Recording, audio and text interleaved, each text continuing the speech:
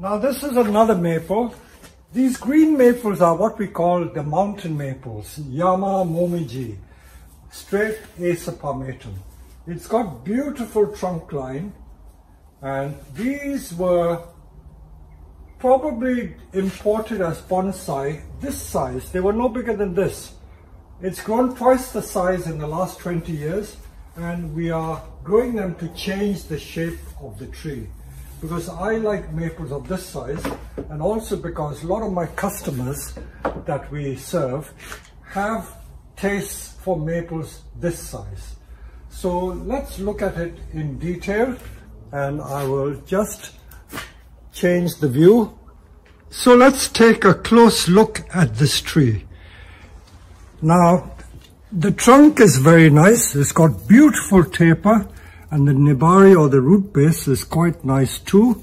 I dare say if you teased away, you will find more surface roots, and all the branches are in the right place. Beautiful taper, you know, broad at the base, tapering there. Although it's been cut, you can see that there is taper going all the way to the top. This green portion is relatively young, and this has been grown by me in the last 7 years to make a new apex. I didn't like the way the tree was veering off to the left-hand side, because that was the original apex on that side. But I'm going to make it into a big triangular shape. And if you remember my famous split trunk maple, most of my maples have that sort of style.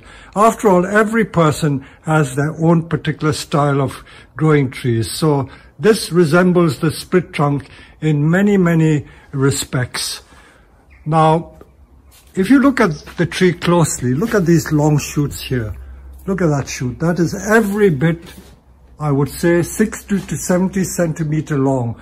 All these new shoots, 70-meter long shoots, have grown since April of this year. That means May, June, July, not even 3 months, and all these long shoots have grown.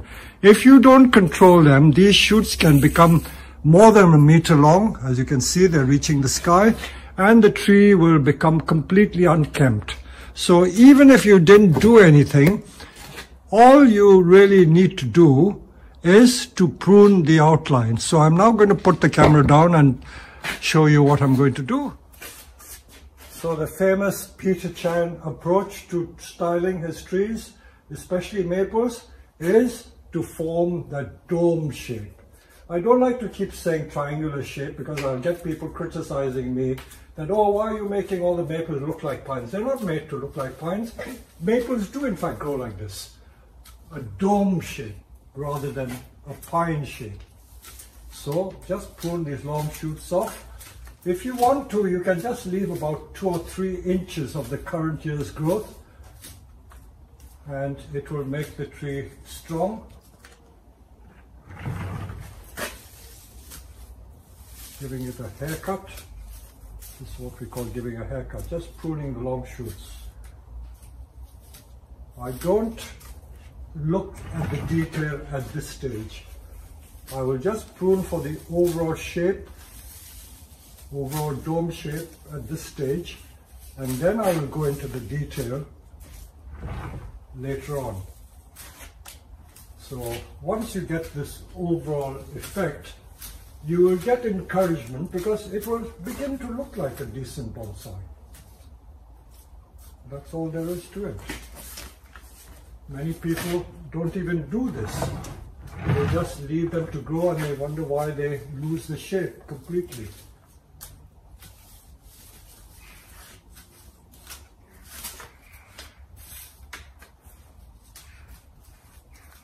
Keep the front open. I didn't say much about the front or the back of the tree. Well, this is my preferred front. This side I wouldn't use in a hurry, because it leans away. Although whoever buys this tree might decide to change it, but I'm not fussed.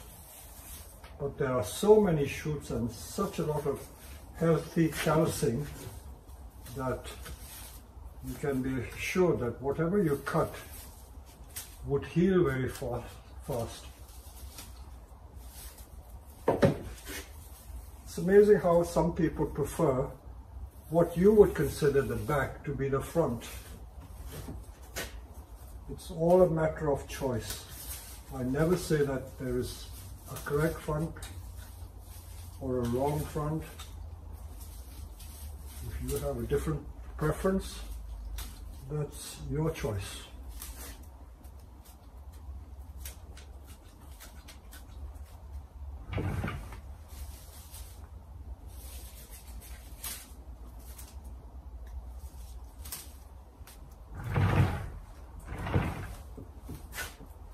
Now, I always look for ways in which I can improve it. So these branches are springing up a little bit. So what I could do is I could do a little bit of wiring to wire them down.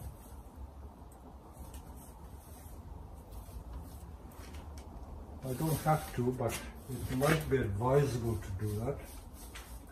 And a lot of these inward growing branches, this is where I now look at the inward growing branches and take them out if I'm to thin it a bit.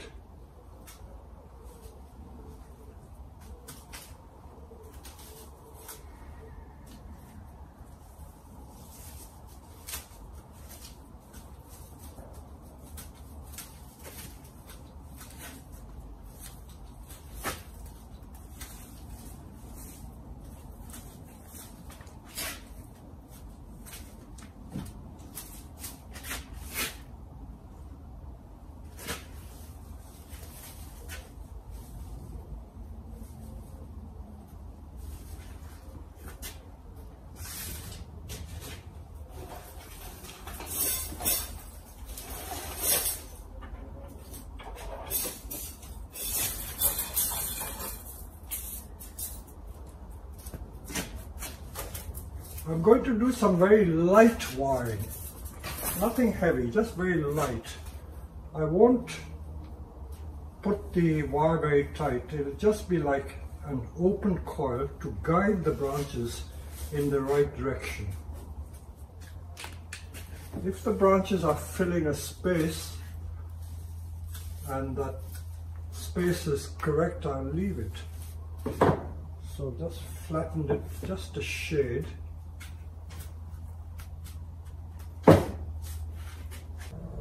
Now I'm going to tell you how to manage this pad. This long branch and this lovely fan-shaped formation of the twigs is what we call a pad. If you can see it, that whole area is one pad. All that emanating from this branch, this single branch, this is all one pad. And because it's springing up slightly, I can do one of two things. I can get a bamboo stick. I just went out to get a bamboo stick. See, this is a bamboo stick. If we rest it on the top and secured it there, you can use the stick to press it down, or you can pull the individual branches down and wire it to the base. So I'm going to show you how to do this. So I'm going to take this little bamboo stick. These are little black bamboos that we grow, and the old stems are used for doing all sorts of gardening work. So using this bamboo stick, you see how it's pressing the whole pad down. I can tie the bamboo stick to various points of this pad. I will use tiny bits of wire to tie it. And because it's only training, it doesn't matter if it looks a bit unsightly. It doesn't matter, as long as it does the job.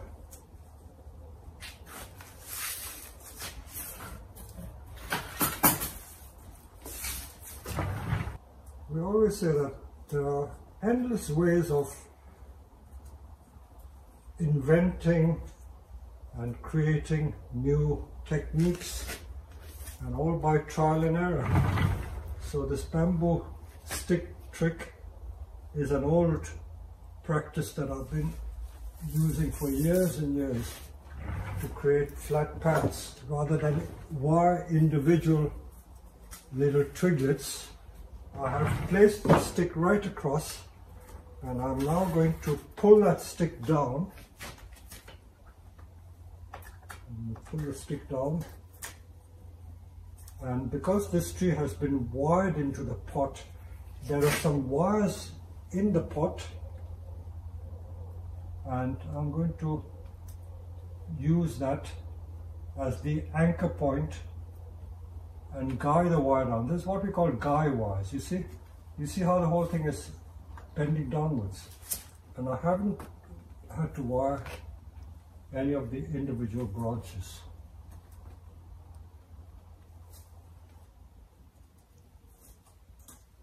So just secure that wire. So I pull that pad down just by using a bamboo stick. So I've got a flat pad growing there. Don't let anything growing underneath remain. We take them out. So I've got this flat pad arrangement just by putting a bamboo stick across. So you can do that for all the other branches too. And there are lots of new shoots coming. I cut the thick branches off at some point because they were too thick and too long. So I cut the tree back, headed it back. I will show you the calcing that has occurred. And this is a new shoot that is growing. And this will be a nice back branch. I can just guide it in the direction I want just by an open coil of wire. Use the right grade of wire. And I'm linking it to an adjacent branch and just making an open coil to guide it slightly away from the main branch so it fills the space at the back. And although there's a fork at the top, it is not a defect because the overall effect is very pleasing. A purist would say, oh, you really only need one going up at the top, but because it's just going to be the crown, how does it matter? It doesn't matter one bit.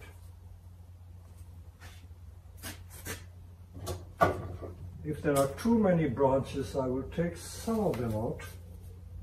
Because if you don't take it out, it will get very congested, and again you may get inverse taper. I keep talking so much about inverse taper. That can be a problem with deciduous trees. Too many branches growing from one point. So this tree has had a lot of chops. I will now show you the detail of the tree. Again, you notice how little I've done to it. And yet the overall effect is very pleasing. So let's show you another angle. Let's take a close look at the tree. Now, my first impression looking at the tree is that it's leaning too much to the left. And when I come to repotting the tree, I may just tilt the tree a little bit. If I can just show you by propping it up with a piece of wood, you understand what I mean. So here we go. See, I think the tree would look better if it's propped up to lean a little more to the other side, to the right hand side. So it's only a tiny bit, but this is where the potting angle is so important.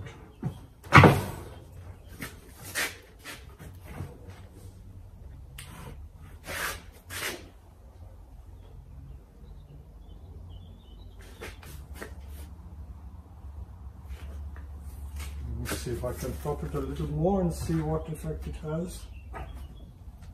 Don't want to do too much.